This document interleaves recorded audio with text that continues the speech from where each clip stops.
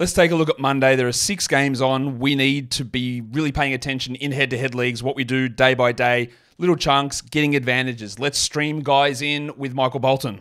Thanks, Josh. It's Michael Bolton here, and it's time for another episode of the Locked On Fantasy Basketball Podcast. Let's get to it. Let's get to it, indeed. You are Locked On Fantasy Basketball, your daily fantasy basketball podcast, part of the Locked On Podcast Network.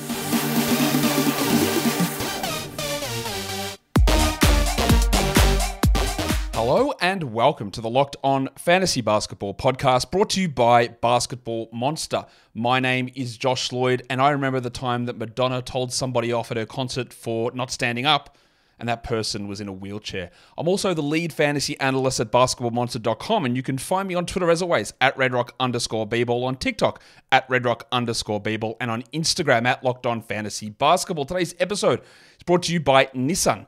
Are you the kind of driver that likes to push things a little further? Do you ever wonder what adventure could be around the next corner? Well, take the Nissan Rogue, Nissan Pathfinder, or Nissan Armada and go and find your next big adventure. Check them all out at nissanusa.com. Thank you also for making Locked On Fantasy Basketball your first listen every day. We are free. We are available on all platforms. And if you are listening on one of the platforms, which is YouTube, you go and give that thumbs up and subscribe and ring the bell and get those notifications absolutely cracking. I still think there's about 10% or 20% of the people on YouTube who do watch who aren't subscribed. So you've got a chance to go and do it. That would be sick. We're going to talk Monday. 6 games on, beginning of week 20. Might be the second round of your playoffs, might be the first round of your playoffs, might be the -1 round of your playoffs leading into the playoffs. Don't know. But we've got to start paying attention for like every week. Unless you're in Roto, and even then, in Roto, we start to get more into streaming. You got to work out your games limits. Do you need to actually get more games in? Be really cautious as well. Check how many days left in the season. There is 5 weeks, 35 days, plus 2 days, I believe, with 0 games on. So you've got 33 game days left.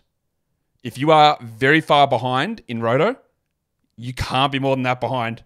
You've got to start paying attention. And again, we haven't really discussed Roto much this season. But there are 35 game days left, and 2 days are not game days, so 33. So if you are 33 games off the pace in one of your slots, which I don't think you would be, but if you are, chop chop, you need to start paying attention literally right now to streaming guys in every single day. Otherwise, you won't hit your games. So I hope that makes sense. Again, didn't think you'd get a Roto mention on a daily streaming show, but that is where we are at this point in the season. 6 games on, first game on Monday.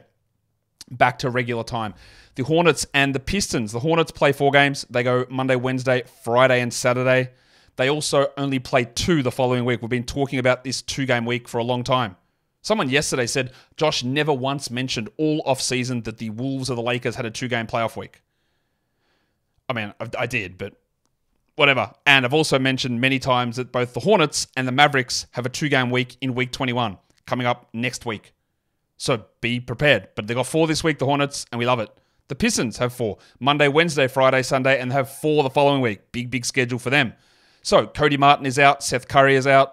I had the asterisk. If you don't know, the asterisk next to these things is when I am trying to predict the statuses before the team originally or officially releases them. LaMelo Ball is now out. Trey Mann is actually doubtful. I banged that one in perfectly. They also ruled Bryce McGowan's out too, so he's out as well. Asar Thompson is available for the Pistons after leaving the last game with an illness, and Quentin Grimy Grimes is probable with that knee issue that caused him to miss the last couple. For the Hornets, Grant Williams, with everyone out, he's starting, putting up pretty strong numbers, and I'm here for it. Sort of. Williams is a guy that's really hard to trust as a long-term guy, but when he's playing a lot of backup center, when he's starting at power forward with Trey Mann out, not that Trey Mann's a power forward, but you know what I mean, they all slide down. Williams has value at the moment. For the Pistons, Jaden Ivey. It's really tough to sort of figure out exactly how Monty Williams wants to use him. Shout out to something that's been said for 170 days straight, but we do know that this is a problem, and his percentages are a problem. Him and Cade working together with Asar and with Duran is something we need to see continue to grow. And I just always want to watch Ivy and see that growth. Points leagues, absolute must roster. The schedule for head-to-head gives him value, but you have to watch the issue with percentages. Guys getting boosted at the moment. Davis Bertans is playing 25 minutes tonight, and I cannot believe, I don't know what's more unbelievable, that the fact that I am telling you that Davis Bertans is a pickup, or the fact that I've said that Chris Boucher is a pickup, because these guys are washed. I can't believe this is happening. But Bertans is dominating. Dominating is a loose word, but he's dominating. And he should be rostered. And it somehow gets worse, because I'm now going to tell you that James Wiseman's playing well. Yes, James Wiseman, much like the way that Andre Drummond started to turn his career around, where early in Andre Drummond's career, especially the portion in Cleveland where he goes, I'm a 30 usage player, everyone get out of the way, and it was some of the worst basketball you ever seen. And then even when he was with the Lakers, but then when he came back to Philly, I think it was, to Philly, and said, I'm actually just a backup now, and let me just do some rim protection and rim running. It was actually really good. Wiseman is starting to figure out sort of where he needs to be. Slightly better positioning, slightly better passing. I'm not saying he's good. He's never going to be a good center or a starting center. But he had a really strong game last time out. He is he a better backup center than Isaiah Stewart? Isaiah Stewart's a man without a position. He's not starting power forward. He's not really a center. I don't know where he fits. But Wiseman was solid. So again, this is just to tell you in deeper leagues, if you need some field goal percentage boost, maybe a block, some rebounds, amazingly, I am telling you that James Wiseman's an option. Again, I don't actually believe that I'm saying that, but I am. There you go. All right, next game is the Phoenix Suns and the Cleveland Cavaliers. The Suns have a pretty strong schedule this week. Monday, Thursday, Friday, Sunday. The problem there is the Tuesday, Wednesday with no games on. We hate 2 days with no games on. But then they have 3 the following week, while the Cavs play Monday, Wednesday, Saturday. That's not a great schedule. Monday, Wednesday is fine, but then no Thursday, Friday. So they've got 1 game in the final 4 nights of the week. That's yuck. But they do play 4 games the following week. The injuries, there are a lot here. I believe that Devin Booker will return. He is not officially listed probable, but I believe that he will return. Eric Gordon had a knee issue at the end of the game on Saturday. I do have him questionable. I think there's a chance that he is out. Josh Okogie, it doesn't actually matter whether he is in or out or not. Nasir Little's going to be out. Damian Lee, who I spelled his name wrong. That's an L from me. What am I doing? He is out. The Cavs are on a back-to-back, so we don't fully know. I don't think that Donovan Mitchell plays on Monday. He is out on Sunday. I'm listing Donovan Mitchell doubtful for Monday, but I don't know. Max Strus, I think, has a higher chance of playing than Mitchell, so I'm going to list him questionable for Monday, but he's probably on the QD side, on the closer to doubtful side than the probable side of questionable. Dean Wade missing Sunday's game for a personal issue, so I'm going to put him as questionable. We know that Evan Mobley and Tristan Thompson are going to be out. That one we can write down in stone. But the big questions are going to be Mitchell, Strus, and Wade. That is 3 starters that could be out here for the Cavs. And they are all out on Sunday. They might all be out again on Monday. Royce O'Neal, something I want to watch in Phoenix, especially because there is a chance that Booker returns, but Gordon is out. There is a chance that Royce still gets 30 minutes, and there's still 4 games this week. He is up and down. He's a back-end player, but when volume works in his favor, which it could, and there might be 30-plus minutes if Gordo remains out, that's interesting enough for me. Guys that are getting boosted, we saw last game, Bol got the boost. They gave him some extra scoring opportunities. Eubanks was a little bit off. Bol's still not getting 25 a night because Frank Vogel, it'd be incompetence and malpractice to do that every single night, which Vogel claimed that he would do. But there are opportunities for Bol as a regular, every night rotation player at the moment.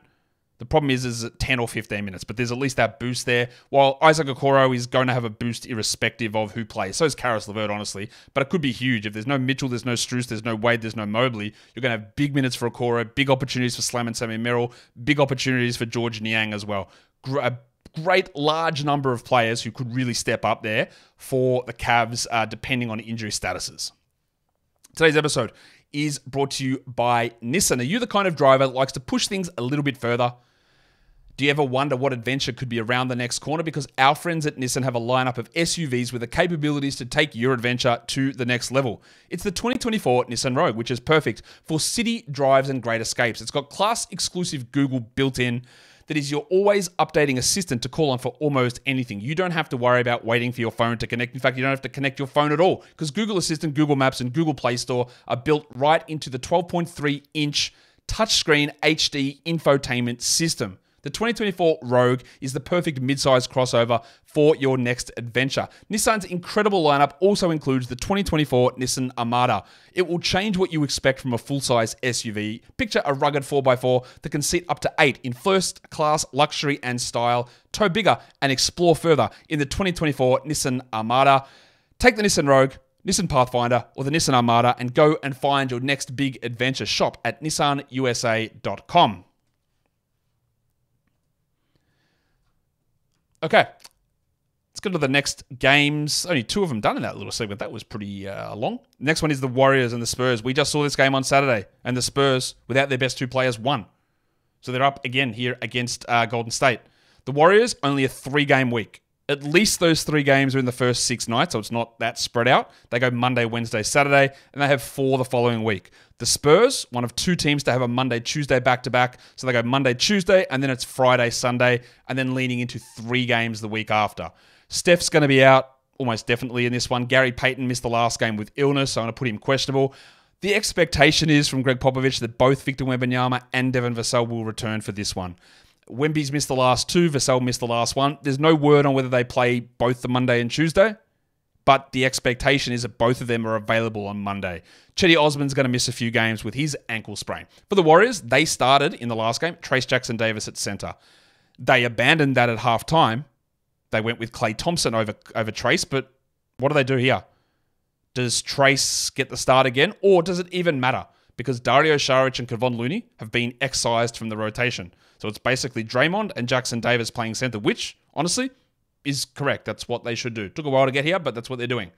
For the Spurs, I want to see Trey Jones. He's had 22 assists in the last 2 games without Wemby, somehow. But I still feel no confidence in his usage, his shooting, or his minutes. And with Vassell and Wembanyama both back, does Trey play 29? Because that's enough. Does he play 24? Because that's not enough. That's honestly what we need to be watching. Who's getting boosted? Well, Brandon Podziemski, he's still starting. His minutes and usage are slightly up, and assist rate is slightly up because Steph is out. So he's getting that slight little boost there, and we also just don't know what the hell to do with Andrew Wiggins, whose production's all over the shop again. The other guy getting a real boost in San Antonio is Malachi Branham. I talked about this on the Waiver Wire show earlier today. He's shooting the absolute lights out, scores 20 a night with ease, getting some assists, but there is going to be a point where that all craters, all those shooting numbers are going to fall completely off, and then we're in trouble. But for now, there is nice value in what Branham's doing, especially with a Monday, Tuesday back-to-back. Him and Blake Wesley, pretty interesting stuff at the moment for both of those guys.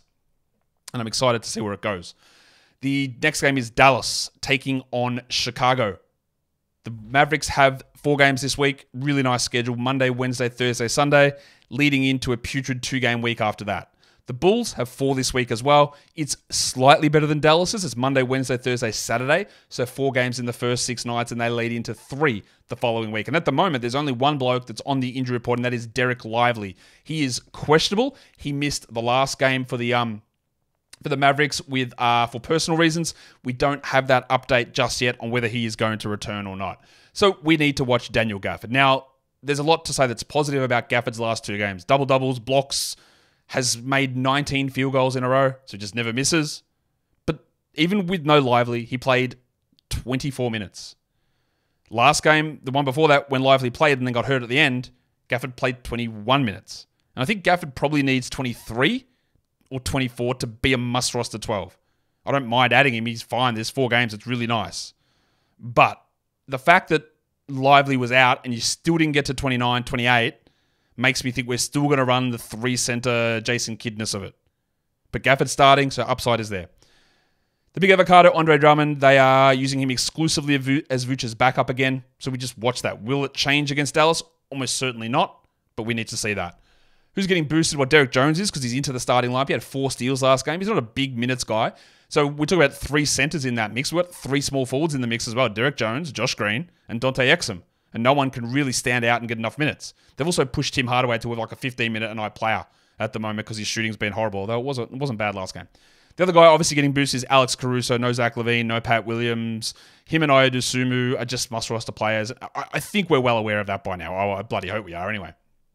Toronto and Denver is the next one that we need to take a look at. And Toronto is quickly devolving into one of those teams where it's going to be a bit of a, well, what's going to happen? I don't know. It's going to change every single game, it feels like. They've got 4 games this week, and both teams have the same schedule. Monday, Wednesday, Friday, Sunday, and both teams also play 3 games the following week in week 21. So identical schedules between Toronto and Denver. Who's out? Well, we know Barnes and Pearl are out. They're not going to be appearing on my injury report anymore. They are done for the season, even though it hasn't officially been announced. Rowan Barrett missed the last game, late scratch due to illness. I'm going to put him as questionable. I do think that from here on out, I think you get Barrett playing 60% of games. He's had this knee issue, and they've sat him on back-to-backs. Now there's an illness cropping up. Just expect Barrett to miss quite a bit of time here, is my guess. Bruce Brown also dealing with knee soreness. I don't know that Brown is going to be on this team next season. He's got the $25 million player option. Is that just a trade chip? They don't need him out there. So I'm going to list him preemptively as doubtful, and I would not be shocked if Brown is done. I don't know that. And I don't think Barrett is done. I think Barrett's going to be running like 50-50, and then we'll shut down in 2-3 weeks. I do think that Brown might be done. DJ Carton missed the last couple with an ankle problem. Cool. Don't think we need to care too much there, although deeper leagues you will want to pay attention. And then I am going to preemptively list Chris Boucher, the wiki, as probable. He did get hurt in that game against the Blazers. He was able to return. He played through it during overtime. But we know often when you hurt your leg, he was limping around, that can swell up overnight. And just don't be shocked if Boucher pops up on the injury report. His numbers have been ludicrous. Like, he's been a top 40 player over the last week, out of nowhere. He's available everywhere. And I will be all over grabbing him with this good of a schedule. But it's going to happen, right? You're going to add him, and they're going to say Chris Boucher sprained ankle out for a week. You go, bloody hell. On to Jonte Porter, I guess. But yeah, Boucher is looking unbelievably good somehow. The Raptors, the Nuggets, Gaz Trent. Don't know why I said Raptors and Nuggets. You knew who I was talking about. Gary Trent is getting a lot of opportunities, a lot of minutes. He's still fairly iffy because he's a points guy with threes who can really hurt your field goals and not do much else. But the minutes and the usage are very much there for Gaza at the moment. For Denver, Peyton Watson. Like, his last 2 games are definite 12-team league lines. I don't trust a reserve in 17 minutes being a 12-team league ad. But I love where we're going with this. And as at least moving into a stream territory guy, Peyton Watson's there. Chris Boucher getting the big boost in Toronto. Obviously, Kelly Olynyk getting the boost. Javon Freeman Liberty gets a boost. Grade A Dick gets a boost. Even we got 22 minutes out of Jalen McDaniels last game with Barrett out. And if Barrett is out again and Brown is out, you might even look at Jalen McDaniels in some deeper formats. Honestly, Jalen's got a better fantasy game than his brother. He just never plays because he's a worse player. Peyton Watson also getting that boost there in Denver. They're just leaning into him a little bit more at the moment. The final game of the day is another game that has shenanigans written all over it. It is Boston and Portland. Boston plays 4 games. Like the Spurs, they could do Monday, Tuesday, back-to-back. Then they play Thursday, Sunday, and they have 4 the following week, which also includes a back-to-back. In fact, I think it might include 2 back-to-backs. Let me double-check that, but I'm pretty sure Boston's schedule leads us where they play, let's have a look. Monday, Tuesday, then they go Sunday, Monday, then they go Friday, Saturday. So in the next 2 weeks, Boston has 3 back-to-back sets. So those 8 games become 5 minimum or 5 maximum for Porzingis, 5 maximum for Horford, and that might even mean 6 or 7 for Jaylen Brown or Holiday or Tatum or White. So it's great to go Boston, 8 games, unbelievable.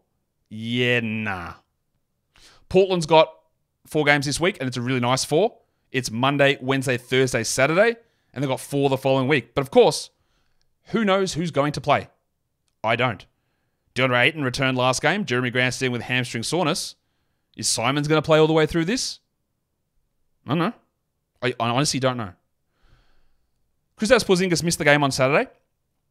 I would suggest, he's going to miss one of these 2 games, Monday or Tuesday. I'm going to project it out that Porzingis sits on Monday, and then Horford sits on Tuesday. I'm also going to preemptively list Jaylen Brown as questionable with, what are they calling it? Sacroiliac contusion from your sore back, sore ass, sore bottom back, sore extended back zone. And I would not be shocked against a Blazers team that does not want to win, and a Boston team that's very good, with a heavy schedule with back-to-backs coming up. Don't be shocked if Jaylen Brown sits this out. Jeremy Grant, I'm just going to list him doubtful. He popped up on Friday with a questionable tag for hamstring soreness. And I said there is 0 chance he's playing that one. And he didn't. And then he didn't play Saturday. And is this what they need? We know the Ides of March is just like, he's never going to play in March. He just refuses to play in March. Well, he doesn't refuse to play. He refuses to play on teams that will ever be good in March. Maybe that's part of it. And then he just sits out. So I'm going to say that until I actually hear that Jeremy Grant returns, even if they label him questionable, I'm going to say that he's not going to play. That's just my rule. It has worked pretty well for 4 years, and I think it'll continue again. Jabari Walker missed the last game with a hip problem. I would love for him to return so that he could play instead of Jeremy Grant, but I don't know. And I'm just going to expect that Malcolm Brogdon's not only out, but he's done for the year. But I don't know that for sure because they won't tell us. They'll just, oh, yeah, he's still got some pain and he's still making progress. All that. Yep, cool. Doesn't matter. Derek White, I just love. He had one of the best blocks you'll ever see against Royce O'Neal. We sort of went up to contest. If you're on video, you can see me here. I'm not going to show the Derek White thing because I don't want to get banned off YouTube. But he goes up to contest. He sort of goes past it. And as he goes past, he sort of just puts his hand backwards and like reverse scoops the ball out of O'Neal's hands as he's going to the shot. He's just a ridiculously good defender. And I love him. For Portland, Tamani Kamara was great last game. We just want to keep seeing him grow his fantasy game because the role is relatively secure. And what a great throw-in he's been in the Ayton trade, honestly. I don't know if he's a throw-in because the Suns wanted to keep him and the Blazers said, no, we need to have him, and they got him. But we just need to see the fantasy game grow. Who's getting boosted? Well, I reluctantly put Luke Cornett here. Last game was great for Cornett. But also remember that the game before Cornett was a 0 and Xavier Tillman was in the rotation. So somebody is going to replace Porzingis, not in the starting line because that'll be Horford, but somebody's got to move into that backup role. So it could be Cornett, it could be Tillman. And whoever it is, there's no guarantee they even have that role both Monday and Tuesday. But at least for deeper leagues, there's something there. I should have just done Cornett / Tillman. We're also getting insane usage and insane minutes from Delano Banton. He started last game again next to Simons with Scoot coming off the bench. And I'm going to guess that Scoot's going to be on a minutes limit again. So Banton will probably start, assuming Jeremy Grant is out. If Grant returns, you're going to have Grant and Kamara and Ayton and Simons. And the last spot's going to be between Banton or it's going to be between or Chris Murray or Thibault. It's probably not Thibault. It's probably Banton or Murray. But Grant returning does have an impact on Delano. His usage is sky high. He's a good rebounder for his size, like a 6'9" point guard. He's a horrific shooter as well, although he's at 40% from 3 of his last 3 games. But there's a big opportunity, and if we get Grant and Walker and all these guys ruled out again, he's got to get those gigantic minutes and put up good numbers, especially in a points league format. Today's episode is also brought to you by LinkedIn Jobs. When you are hiring for your small business, you want to find quality professionals that are right for the role. That's why you got to go and check out LinkedIn Jobs. It has all the tools that you need to help find the bright professionals as well that you need for your team faster and for free. I was always looking for bright professionals when I was doing hiring back in my former life as a pharmacist, where we go through and we'd get all these resumes come through, whether it was a pharmacist or shop staff and people that didn't know what they were doing. Honestly, just would be sending stuff in and have waste my time, and I didn't have that time to waste. So LinkedIn helps you get the right professionals in front of you. It's not another job board. They've got a vast network of more than 1 billion professionals that makes it the best place to hire. It gives you access to professionals that you can't find anywhere else. LinkedIn does all of that while making the process easy and intuitive. Hiring is easy when you've got that many quality candidates. It's so easy, in fact, that 86% of small businesses get a qualified candidate within 24 hours. So post your job for free at linkedin.com/lockedonnba. That is linkedin.com/lockedonnba. To post your job for free, terms and conditions apply. All right, so they are the 6 games. So let's look at things in a manner of schedule. I've already mentioned this, but there are only 2 teams playing the Monday, Tuesday back-to-back, Boston and San Antonio. Boston, I think, are going to heavily shenaniganize this because their 2 games are against Portland and they're against Utah. 2 teams that are sitting a bunch of blokes who do not care to win. And I think you're going to see Porzingis, Horford, Brown, Drew miss at least 1 game. Maybe Tatum. Maybe Holiday. Maybe White. Maybe. You're going to have a lot of guys sitting out. The Spurs, Wembanyama and Vassell are likely back, but I don't know that they play both. But Branham, Bubble Champagny, Zach Collins, Domi Barlow, a bunch of guys could step up, Blake Wesley, into larger roles depending on how the Spurs navigate that back-to-back. If you look at the next 4 days, Monday through Thursday, we've got 4 teams playing 3 games in 4 nights. Boston, Chicago, Dallas, and Portland. So we already talked about Boston with the back-to-back. And then Chicago, Dallas, Portland with really strong schedules. We just wish we knew what Portland was doing. So Banton or Kamara, Scoot. Does Scoot even play that back-to-back Wednesday, Thursday for Portland? I don't know. The 1 game in 4 night teams. Well, again, we're always looking for +2s, and there's a real big chance here to get a +2 on a waiver ad. You could add a Celtic guy, risky, but you could add a Bulls player. Obviously, if DeSumo and Caruso are out there, you do that. Otherwise, it then gets shaky. Maybe it's Torrey Craig or Javon Carter in deeper leagues.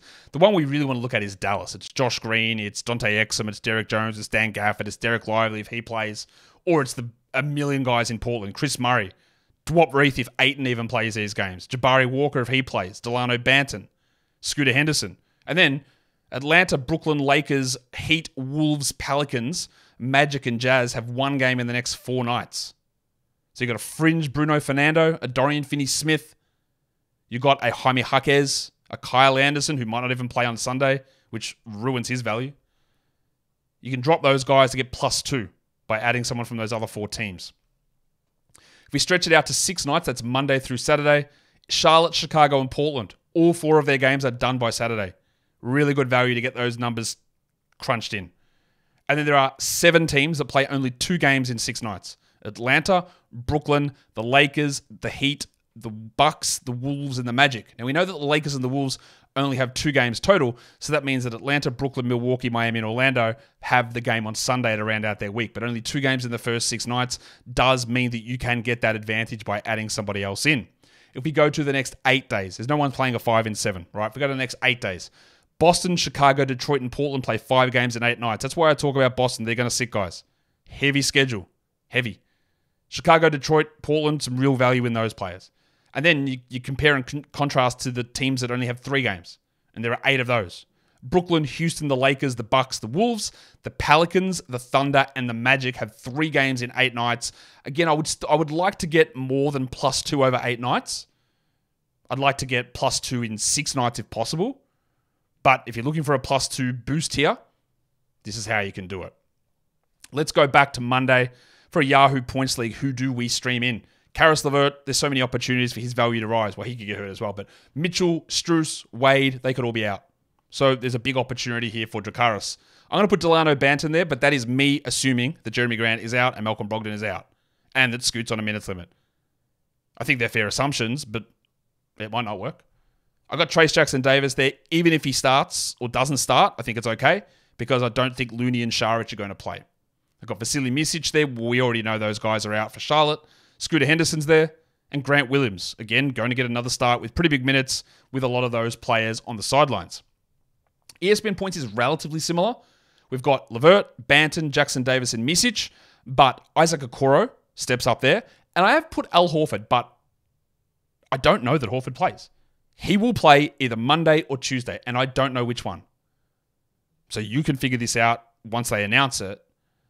But what you do need to watch, if they put Porzingis questionable on Monday and Horford not on the injury report, then Porzingis is sitting Monday and Horford is sitting Tuesday. If both Porzingis and Horford appear as questionable on Monday, well, then we don't really know. I think there's more of a chance of both of them sitting. Horford will only appear questionable if he is going to sit, is my guess. I don't know why they do it, but Horford will only appear questionable as a general rule if he is going to sit. So that's what you need to watch. Maybe that turns out to be a false flag. I don't know. But that is how they have run that all season. Remember Horford's back-to-back spasms last season? That was a good one. So for category leagues, what are we doing? Who are we streaming in on Monday, given where we're at the moment? If you're looking for points, I do like 2 Blazers guys, Scooter Henderson and Delano Banton. For 3s, Davis Bertans. That's what he does. He might hit 5 of them. So might Gaz Trent. We're always looking for upside of scoring, or upside in each category, and they're 2 of the guys we're looking at. Big man stats. For rebounds and blocks, it's the same 2 that it was 2 days ago. Nick Richards and Trace Jackson-Davis. Richards has probably only got 2 block upside, but Jackson-Davis has got 5 block upside. Richards has probably got 13 rebound upside. Jackson-Davis about 9. But he's available widely everywhere. Jackson-Davis like 8% rostered. And some real value there in him. Remember the way we do it. One name who's like 60% or less, and one name that's 30% or less rostered. So to cover your shallows and your deeps. For guard stats, Vasily Micic. He might have some rough field goals, but always double-digit assist upside. LeVert is there. Probably doesn't have the double-digit assist upside, but 7 easily, especially if Mitchell and Strus remain out. For steals, well, it's always going to be Matisse Thybulle. He's got 5, 6 steal upside. Honestly, 10 steal upside. And then Gary Trent can probably get you 2 or 3 as another steals option for us. And lastly, if we're looking to stream in percentages. For field goal percent, I am going with Trace Jackson-Davis and Nick Richards again. So honestly, if you're looking for a big man, these are the 2 players we're looking at. For free throws, Scooter Henderson, doesn't miss them anymore, and And Malachi Branham doesn't miss anything anymore, but at least I'm very confident in him remaining a very strong free throw shooter. And that, legends, will bring us to the end of today's daily waiver wire look ahead show. Don't forget to go and, if you like the show, leave a comment. Go ahead and hit the thumbs up. Go ahead and subscribe and ring that notification bell on YouTube. And if you are dealing with the audio, well, double bang for a start. But also give it that 5-star review over on Spotify or on Apple Podcasts. Guys, we are done here. Thank you so much for watching, everyone. See ya.